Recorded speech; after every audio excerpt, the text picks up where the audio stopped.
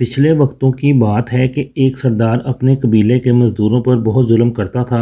इनसे मशक्क़त भी करवाता था और उनको उजरत भी उनकी मेहनत के मुताबिक ना देता था। बेचारे मज़दूर बादशाह के इस रवैये से बहुत परेशान थे। फिर क्या था कि कुछ मज़दूरों ने फ़ैसला किया कि अब वह मज़दूरी करने के लिए कबीले से बाहर दूसरे कबीलों की तरफ रुख करेंगे। जब मज़दूर अपना काम करने के लिए दूसरे कबीलों की तरफ गए तो वहाँ के लोगों ने इन्हें इनकी मेहनत के मुताबिक उजरत भी दी और उनकी कदर भी की। इस रवैये को देखते हुए इस कबीले के तकरीबन तमाम मज़दूरों ने दूसरे कबीलों का रुख कर लिया।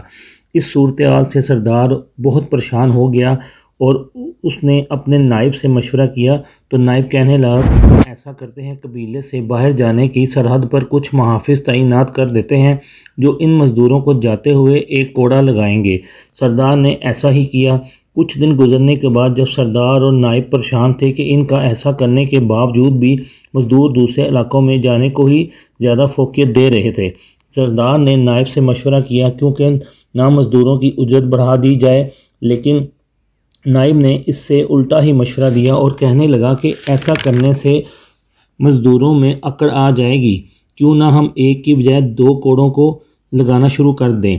बादशाह बहुत परेशान था क्योंकि शहर में जिस अलकबीले में वो सरदार था उसमें बिल्कुल भी काम के लिए मज़दूर ना मिलते थे और मज़दूरी करवाने वाले लोग बहुत परेशान थे।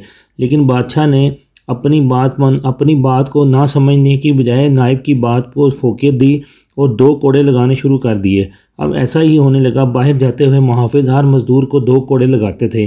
अभी कुछ ही दिन गुजरे थे कि मज़दूरों के नायब ने सरदार से रब्ता किया और सरदार के पास आया। सरदार और उसके नायब बहुत खुश हुए कि मज़दूरों की अकल ठिकाने आ गई।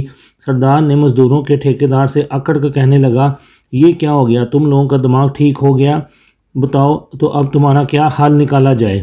जिसके बदले ठेकेदार कहने लगा कि हमें आपके कोड़ों की कोई टेंशन नहीं, बेशक दो लगा लें, लेकिन इसका कोई मसला नहीं, लेकिन आपकी मेहरबानी होगी आप हमें कोड़े लगाने वालों की तादाद बढ़ा दें। आपके मुहावज़ों के कोड़े लगाने की वजह से तादाद कम होने की वजह से हम बहुत परेशान हैं और हमारा वक्त ज़ाया होता है। मज़दूरों ने दूसरे इलाके में जाकर मज़दूरी करनी होती है, लिहाजा आपसे गुजारिश है अपने मुहावज़ों की तादाद बढ़ाकर कोड़े की तादाद इतनी ही रहने दें और हमारा वक्त ज़ाया होने से बचा लें। ये बात सुनकर सरदार और नायब एक दूसरे को तकते ही रह गए। इसलिए कहते हैं कि हमेशा अदल और इंसाफ से काम लेना चाहिए। नाइंसाफ़ी और जुल्म करने वाले हमेशा नाकामी ही रहते हैं।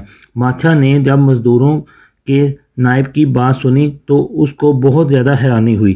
उसने सोचा कि क्यों ना मैं अपने ही इलाके के मज़दूरों से समझौता कर लूँ। उसको एहसास हो गया। फिर मज़दूरों से उसने बातचीत कर अपने इलाके में मज़दूरी की कीमत बढ़ा दी और उनको पूरी उजरत देनी शुरू कर दी।